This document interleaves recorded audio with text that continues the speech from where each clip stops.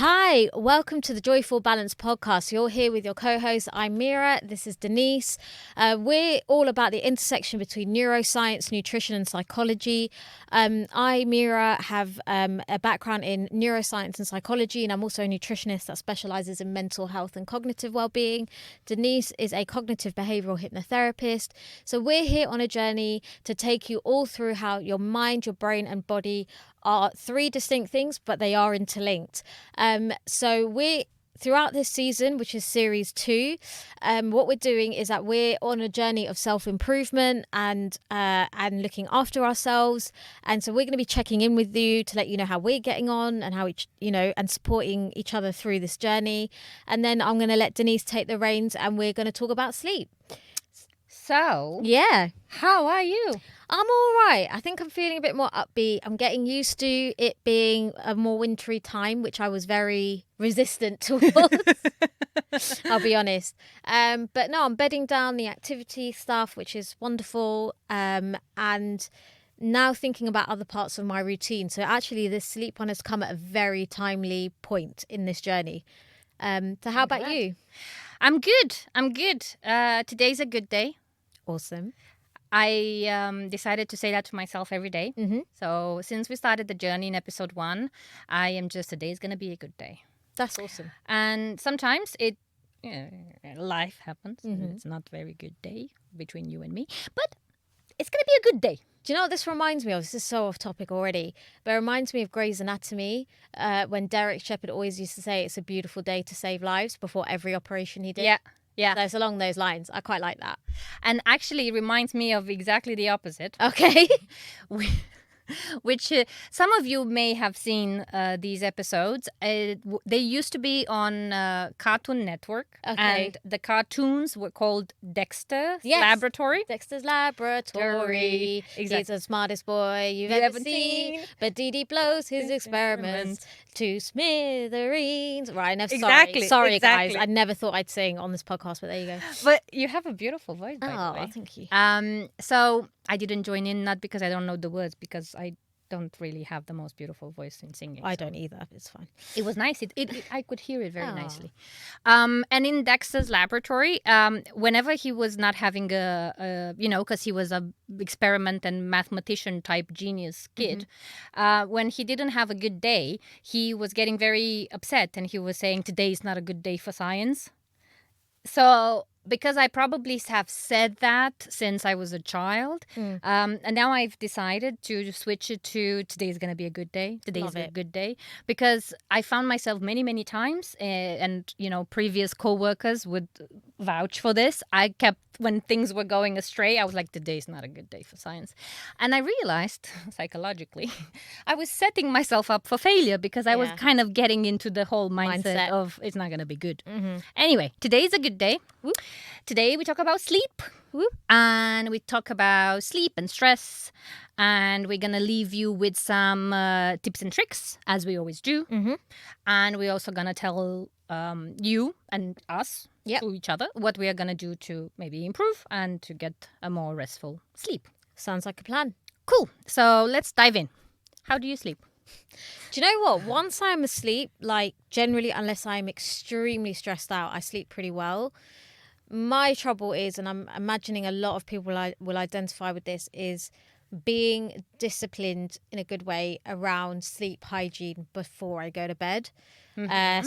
So let's be real.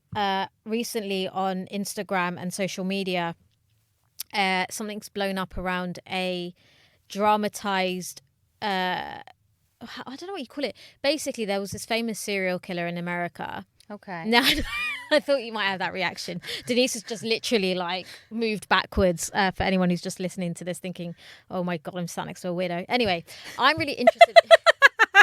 I'm really interested in true crime. I love it. Me too. I live and breathe. Okay, fine. So Netflix have released a dramatized version of a guy, and I'm going to mispronounce his surname, but his name is Jeffrey Dahmer. Oh, and they've released a dramatized version of basically his whole killing spree and how he ended up being caught and what his childhood was like that led him to that point. So if you've ever read There's Something About Kevin, we need to talk about Kevin, that book, is that vibe. And I stupidly started watching this at night.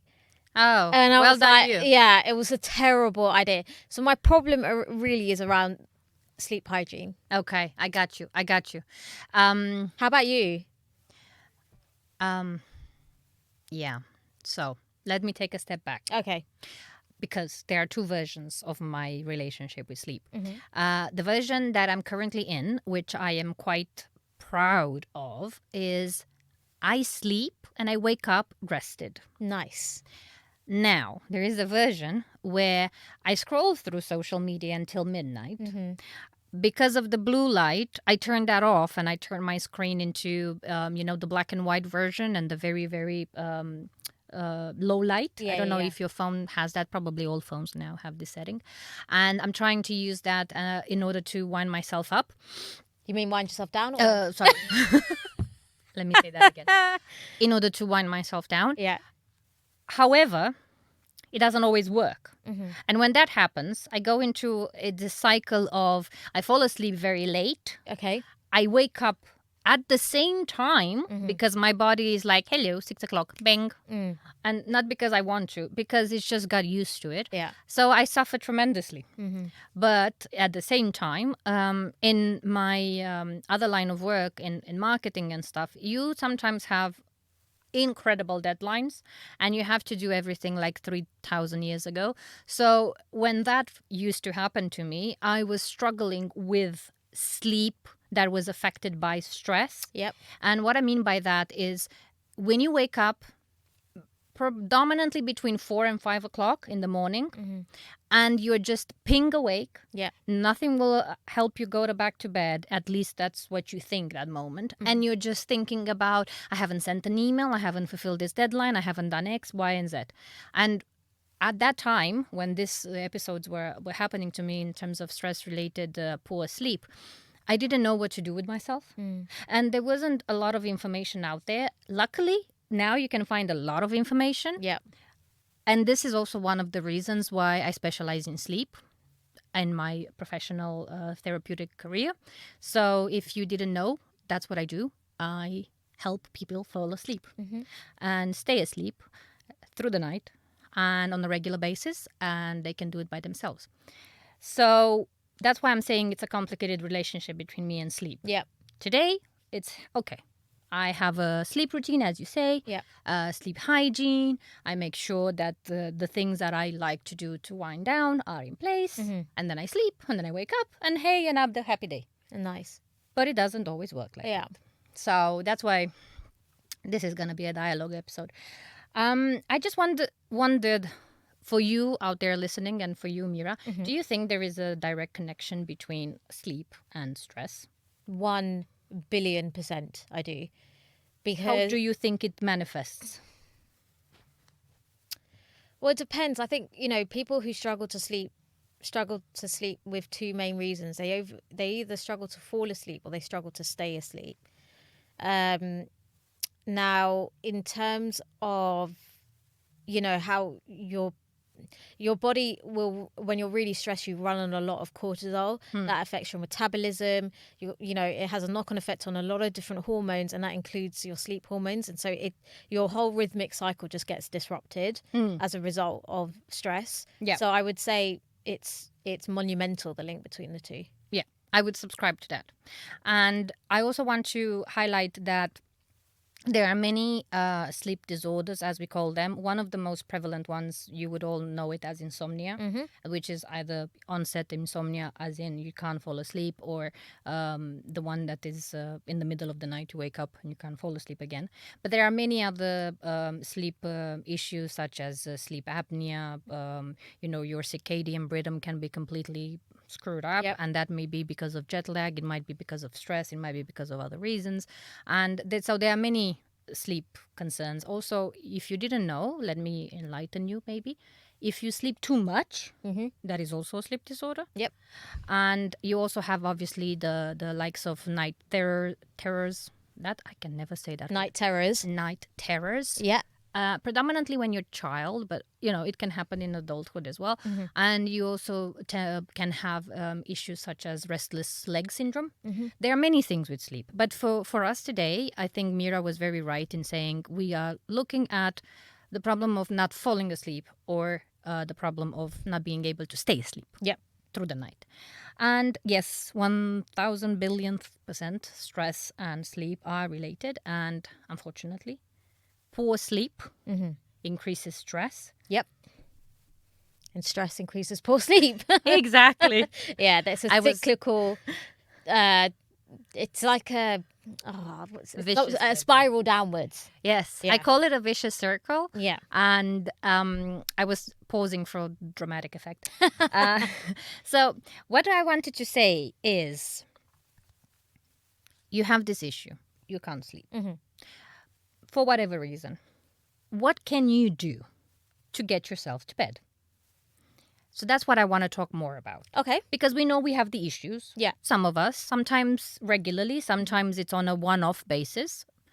But we just need to think, what can we do to set ourselves up for success on a constant basis so that we can sleep and be rested and wake up refreshed in the morning and don't feel like, oh my God, I'm going to fall asleep at my desk. And also don't reach for the sugars or the caffeine and the caffeines and other stimulants and so on. So what I wanted to ask Mira before we go into this discussion of what can we do was more related to what you touched upon in terms of cortisol, but also in terms of sugar and in terms of other stimulants. Why do we seek them from a neuroscientific point of view?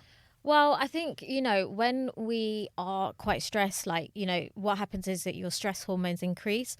They encourage your body to liberate more sugar so that it gives you the energy you need to fight or flee or, to have a response to whatever is stressing you out.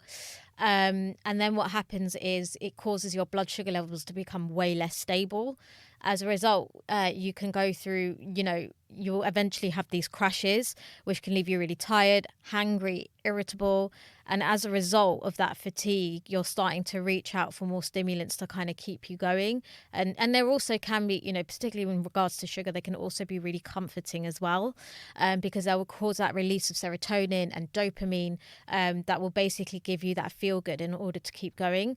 But then it becomes this vicious sort of undulating up and kind of oscillating experience where you go through these extreme highs and lows with your blood sugar levels, which has a massive impact on your mood. And it also will then have a knock-on effect on your sleep, because if your blood sugar levels, for example, crash when you're asleep because you've had a ton of ice cream before bed, for example, it can actually cause you to wake in the night and actually disturb your sleep. I believe it's called nocturnal hypoglycemia.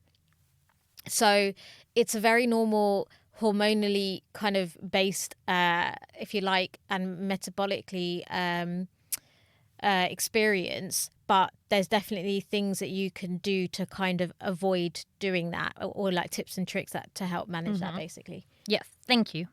I just wanted to remind us all about this, from a more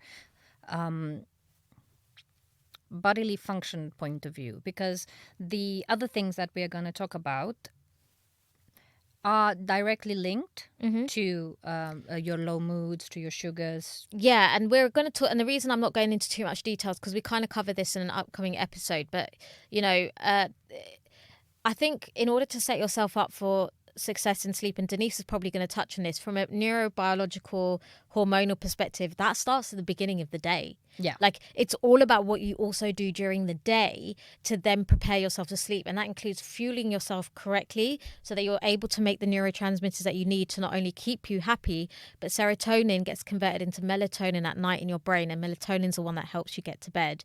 So, I would say just as much as the immediate prep before sleep is important for good sleep, so is all the prep you do during the day. Absolutely. And the one thing that a lot of us fail at are thoughts. Because think about it. How many times have you thought about, oh, here I go again, another night of horrible sleep? Yeah. And you say that to yourself throughout the day. Or you have other irrational thoughts where you are afraid to fall asleep because you fear that you're not going to sleep well. and you're trying to get yourself extremely tired so that you can fall asleep whilst you're telling yourself this crazy irrational thoughts that have no necessary proof in real life, but you keep repeating the cycle. Or you're like, I am, in the morning I'm waking up and I had a horrible night's sleep and here I am again, insomnia is back. Or you say those things on repeat and you're not helping yourself. No, and it is like I do understand and I really empathize from the perspective of it is horrible when you do go through a period of sleeplessness. But unfortunately, it's one of those things that when you start to anticipate a poor night's sleep, it becomes more likely that that's going to happen. Yeah. And that is called self-fulfilling prophecy. Remember the episodes when we were saying that you seek pleasure in crazy things, such as when you're right and you find the way that you're right? Because if you say it to yourself 20 times a day, I'm going to sleep poorly, I'm going to sleep poorly. And when it happens, you're like, haha, yeah, right. Proved it, yeah.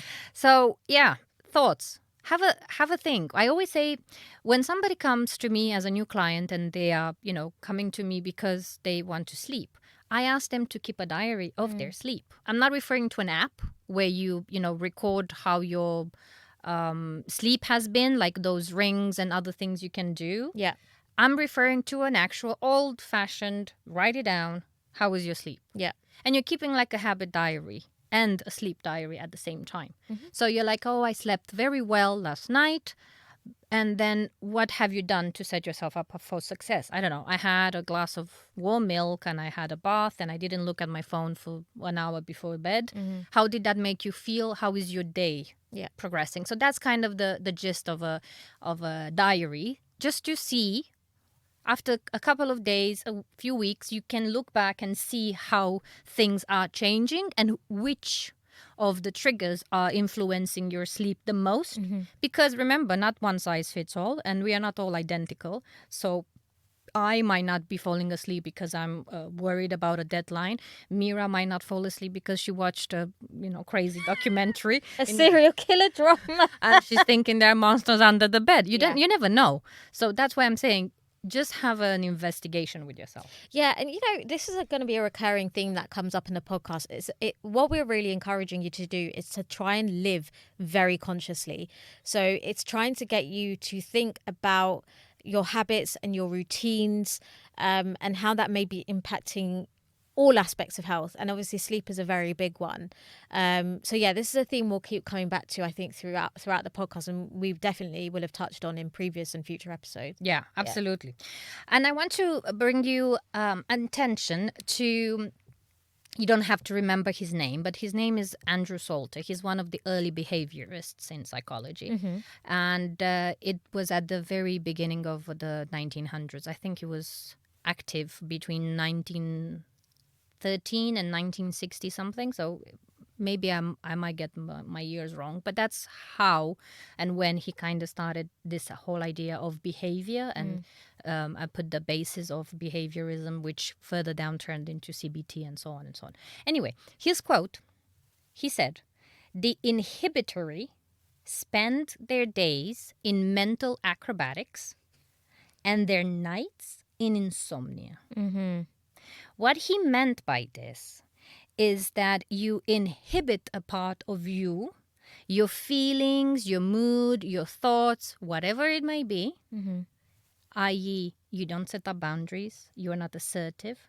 And then, because you do that every day for your days when you're awake, at night, you struggle with insomnia.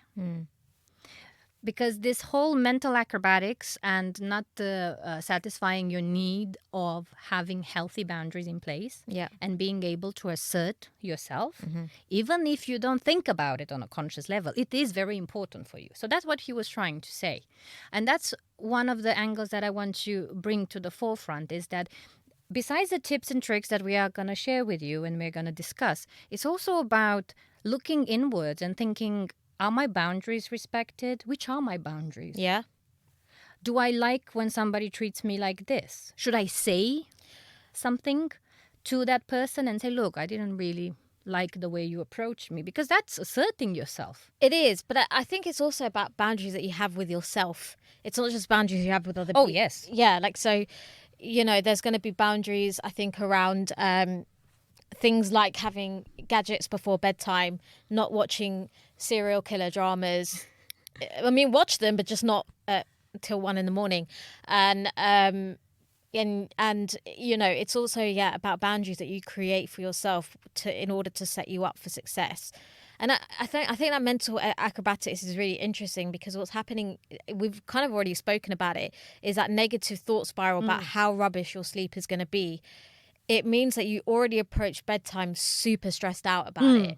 And, sleep is a wonderful thing, but it's also influenced by psychological processes, right? Yes. So, it's that's the kind of mental acrobatics I think we're talking about. And how I interpret the inhibitory part, if we put it to, like this century, it's more around like not doing things that set you up for success, isn't it? So it's like, it's the eating really like loads of junk food close to bedtime, which can affect your metabolism, which can wake you up in the night, or just set you on a path to not getting as good sleep.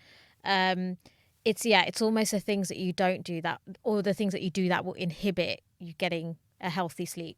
Exactly. And obviously there are many, many facets here, and you've already lead me in the direction that I wanted to take. Oh, good. And that is about worry and rumination. So the people who, as Mira was pointing out, doing this mental acrobatics of worrying, how am I going to sleep? Am I going to fall asleep at the right time? And am I going to be waking up tired? Blah, blah, blah, blah, blah, blah, during the day, and ruminating on these thoughts. They are going to, guess what? Establish or discover new fears. I'm afraid to fall asleep, or I'm afraid that I won't sleep, or I'm afraid that tomorrow, because I won't sleep tonight, is going to be horrible. And then these fears, bless them, they will make you even more stressed. So they will make your autonomic nervous system go back into this fight or flight kind of thing, even if it's all imaginary. It doesn't have to be realistic in real completely. life. Even if it's all in your imagination, it has the same effect, which then turns into, I'm not going to sleep. Yeah, your body doesn't really do a very good job of recognizing psychological from actual physical threat. There's no real difference to the body. No. You can have threats in your imagination, literally. Yeah. And then your mind and your body will react to it as if it's a tiger chasing you down the road. Yeah. We don't have that capability, which is a blessing. Yes. And a curse all at once, because the blessing, I use hypnosis a lot in my clients' sessions. And that is because in hypnosis, you can practice in your imagination as if it's happening right now. Yeah. And your brain will be like, it's happening now. That's what I mean is a blessing. It allows you to practice in this state of, alertness and relaxation at the same time. And then because you practice it so many times, then it becomes second nature. Yeah. So it's easier for you to do it in real life. So that's where the blessing comes in. The curse is that we don't know. Yeah. we can't separate whether it's real or not. Yeah. And the other thing I wanted to say is some other people I've encountered, they have what is called sleep anticipatory anxiety. So they get like a big rush of anxiety before sleep. And there are a myriad of reasons for that. I'm not going to delve into it, but I just wanted to make you aware that that is also something that it can happen for some of you who are struggling with sleep. Or maybe it just gives you, maybe you are sleeping perfectly through the night, and that's absolutely fine. And I'm very happy for you. Yeah. Just maybe it makes you understand other people who are struggling with sleep. And obviously there are phases in our lives when sleep becomes more of an issue or a symptom than in other times, i.e. menopause for women. It's sometimes a very, significant symptom that happens when you're going through the menopause. So just be kind. That's what I'm trying to say. Because if you see somebody who's very much, or tells you that they're struggling with sleep, it can be many, many things for them, and it can be very important. I was going to say it can be a huge deal. Yeah.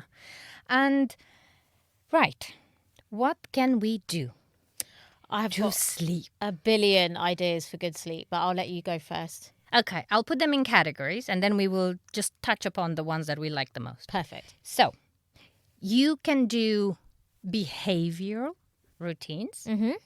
You can do cognitive routines, and you can do bedroom environmental routines. Mm-hmm. The first thing that I say to people is start with a bedroom. It's easy. Where do you sleep? Is it a comfy bed? Do you have a nice pillow? What's the temperature like? Yeah. Are you going to be opening the window? Do you need it cold? Do you need it hot? How is your bedroom? Temperature is a very important factor in being able to sleep. So, you may find that you need either a heavier or a lighter duvet, depending on what your temperature is like naturally.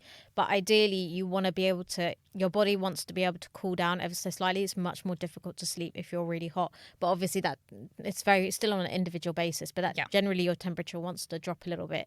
So some people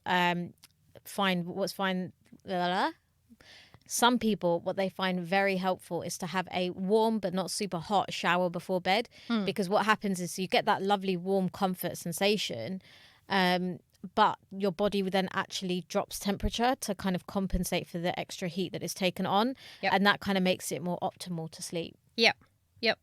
So I'm going to come back to that in just a second. So first of all, look at where you sleep. Yeah. What is your environment where you sleep? Do you have a loud nightside table where if you put your phone down, it's going to be waking you up because it's made out of glass or something? Or you have a lamp that's ridiculously bright. Exactly. Yeah. Look at your bedroom. And also, before we move on to other things, you have to always remember one thing.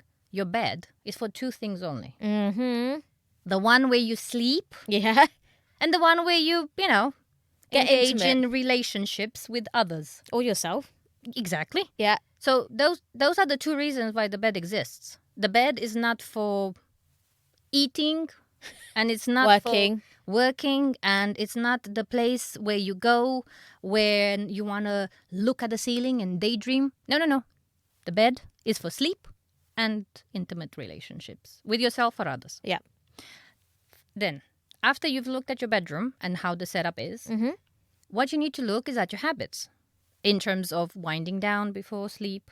And there are things there you can do. You can establish a routine, like Mira was pointing out towards. You can have a nice hot shower, warm, or however you prefer it, because that will also allow your muscles to relax. Yeah, definitely. So it will enhance this element of relaxation, and it basically triggers your mind and everything in your body to say, oh, we're getting ready to relax. Sleep.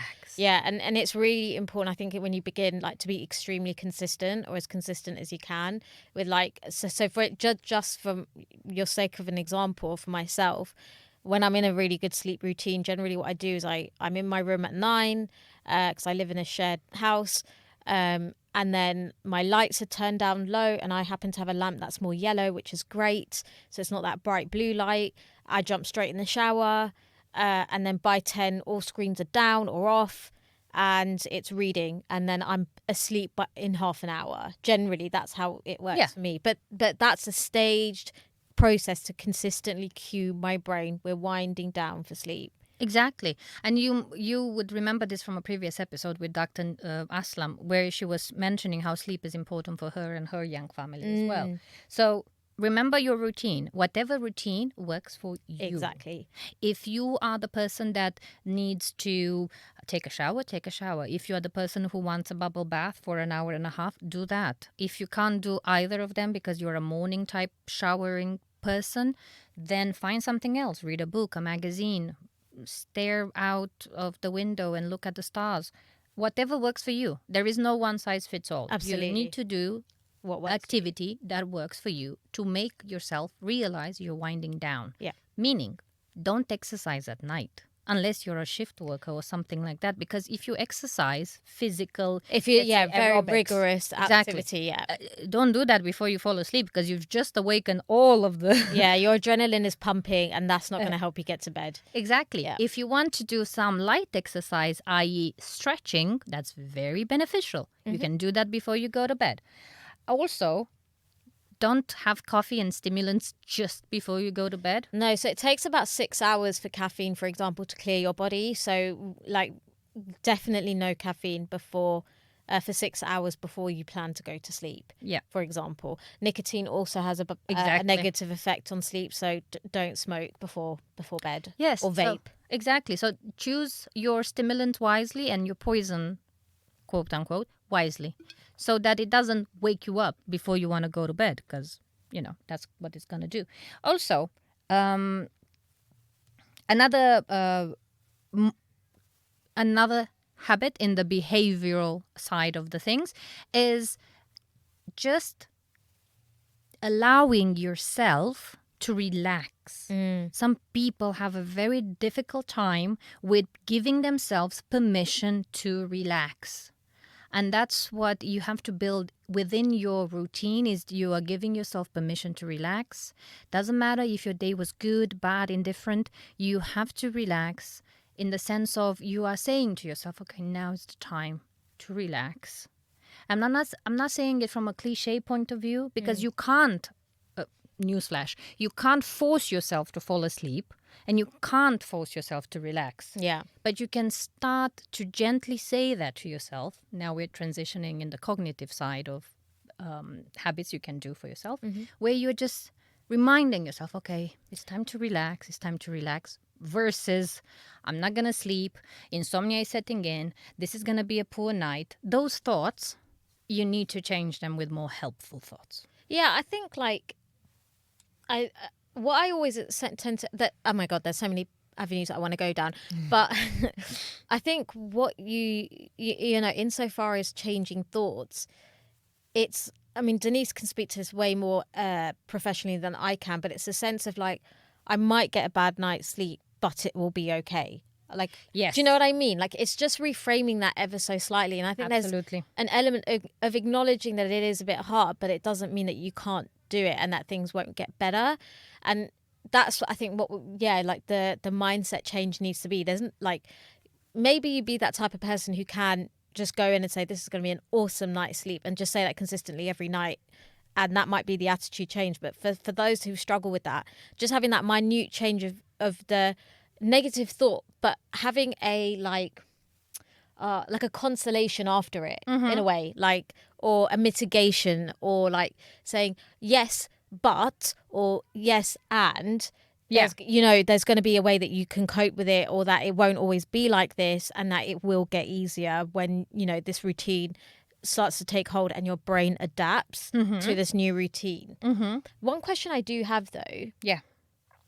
So back to doom scrolling. Okay. We're all guilty of it. Some are more controlled than others.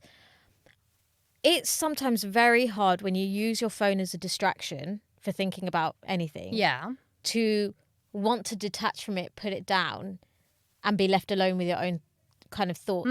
I sometimes struggle with it personally, and it's a comfort I'm trying to break at night time. Yeah. What do you kind of say to clients when they're really struggling to just put their phones down and just want to doom scroll because it's a addictive / very comforting distraction thing to do? I say two things. Baby steps. Yep. In the sense, if you feel like you can't put it down, at least turn your screen into the lowest possible light, black and white, whatever feature you have on your phone. Yeah, the nighttime shift, where it basically turns your screen Yes. more yellow, so it removes the blue light, which Yes. is known to keep you awake. That is on iPhones. I myself am an Android type of gal. So on my Samsung, what happens is it goes black and white. Automatically? Yes, Yeah. I've set it up at 11 o'clock at night. Between 11 o'clock and 7, it is black and white and very, very reduced light, so that it doesn't automatically make my eyes go ping. Yeah. And I have to be awake. So it allows me sometimes, as you say, to just scroll until I fall asleep. And then it just... So even like your social media, it will look black and white? Everything. Wow. The whole thing. Yeah. The whole screen, even if you just want to look at your clock on the phone, everything is turned to that way, and it helps because it doesn't stimulate your eyes. Yeah. That's the first thing I say. The second thing I say is, again, first, remember rule number 1, i.e., make it very, very dim and eye friendly, and switch from social media to something else. Okay. For example, when I can't sleep and remember my phone is fully in the black and white mode and it's not, keeping me awake. I do a crossword puzzle. Nice. And to be honest with you, it gets me very tired very quickly because the words are not always very easy. And I have to find words, and I'm just like, finding 3 words. And then by the time I'm finding the 4th, I want to fall asleep because I've already exercised so much my brain that it just wants to, like, leave me alone. Yeah. And it makes me fall asleep. But if you are not that type of person and that will make you even more alert, I'm going to say rule number 1, make sure that whatever device you're holding and whatever thing you're scrolling is to the lowest amount of light and in the nicest, non-confronting, whether it's yellow light or black and white, something that is not really indicating, whoops, I'm awake. Yeah, one thing I would also say, I really like that idea of if you still need to use your phone because you've got that really strong habit, is, as you say, to use it for different things. So what for example, last night, and it, like I said, this episode is very timely for me because detaching from my phone is difficult because I just love using it as a distraction. But for example, last night, instead I just put on a podcast. Shocker, guys. I listened to I put on a podcast. Sometimes I'll play Spider Solitaire on my phone whilst I listen to a podcast, but at least like I've got someone talking at me, so the whole piece around needing a distraction is there. Yep. But it's in a less interactive format where I'm just like continuously scrolling. The other thing that I say, so I said that I normally say 2 things. Sometimes I say 3 or more. Again, this is very personal. So please don't take this as this is gospel and it works for everybody. This is very, very personal. And sometimes what I do encourage people to do, and my clients, I provide them with specific recordings towards that, is to listen to what is called progressive muscle relaxation. I mean, the sense that you have, somebody speaking in your headphones or in the room at large, asking you to do certain things in your imagination with your muscles and so on. And that is very much helpful when you are trying to fall asleep because it does this whole routine of practicing how it is to relax, how it would feel to not have tension and so on. And that, again, brings about sleep. I wanted to say 2 things because it's a lot. I can sleep. I can sleep. I can talk about sleep for days. Yeah. So it's one of the episodes which is the closest to my heart. All of them are close to my heart, but this one is just like I want to say so much. In the same time, I don't want to generalize too much because it is so personal and specific. But another thing that I say to my clients that can't fall asleep is don't force yourself to fall asleep. You've been there, waited half an hour to fall asleep. You are not sleeping. Or you wake up in the middle of the night and you can't fall back asleep. Get up. Yeah, well, yeah, I know it sounds counterintuitive. Get up, do the dishes, do something very boring. If you wake up in the middle of the night thinking, oh my God, I didn't send that email, type the email, go and write it down and, schedule it to be sent during business hours. Just do it. Don't sit there. You're not helping yourself, hoping after half an hour that you're going to fall asleep. If it didn't work, do something that will allow you to realize you need to wind down. And you start almost like the you start the winding down process again. Yeah. Also, the other thing you can do in this thing is that it's very counterintuitive. If you can't sleep, you get up from where you are and you go to your naughty chair.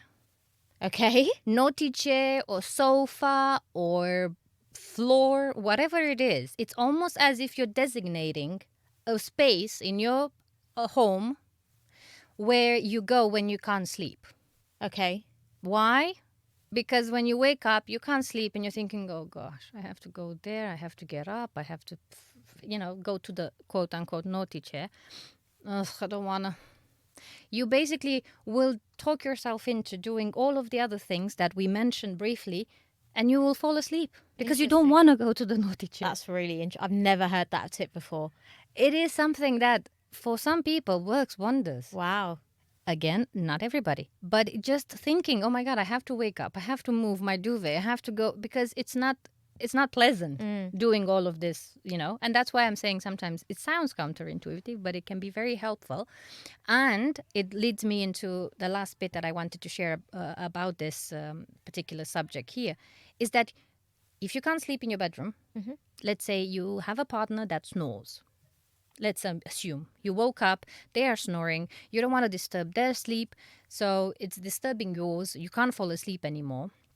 Hopefully you have another room where you can go, or use some earplugs, or find another place for you to be able to rest without the The noise. sound or the noise, or because I've come across clients that were saying, "Oh, I don't want to leave the bed because so and so will be upset in the morning when they don't find me in the bed, and they will think that, yes, maybe they will be upset, but they won't be upset as soon as you tell them the reasoning for that, and you will be kind and compassionate and say, look, I understand.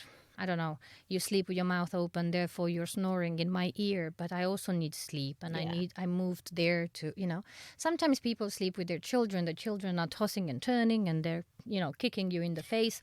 It happens. It does happen. Those kinds of things. You have to just remember that you deserve sleep. Yeah. It's not a luxury, guys. No, it's a necessity. Exactly. It's a biological and psychological necessity. And when you hear those people in, the culture of, oh, I can work best and I'll be most successful on 4 hours of sleep at night and I will wake up at 6 in the morning every day or 3 in the morning, that is not the key to success for you. Some people might be able to survive like that and they do it thriving, but not all of us. No, and I would really encourage you. I'm guessing you've already read it, Denise, but there's a book by Professor Professor Matthew Walker, and he is a expert on sleep. He's based at the University, I think, of Berkeley in California, but he's an eminent professor about sleep. And if you're not convinced that you need sleep, read this book and you will completely change your mind. Exactly. Sleep is not a luxury, it's a necessity on all fronts. It will make you more productive. It will help your cells regenerate. It will bring about a new day every day.